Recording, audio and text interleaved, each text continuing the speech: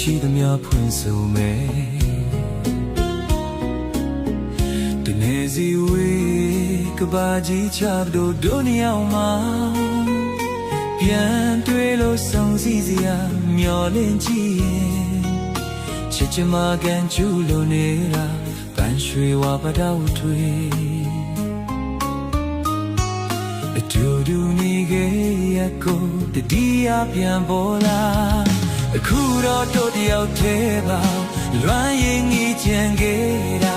အောင်မေတ္တိအချစ်တေးလာဆောင်မောင်စီအောင်ဖို့ချင်တာ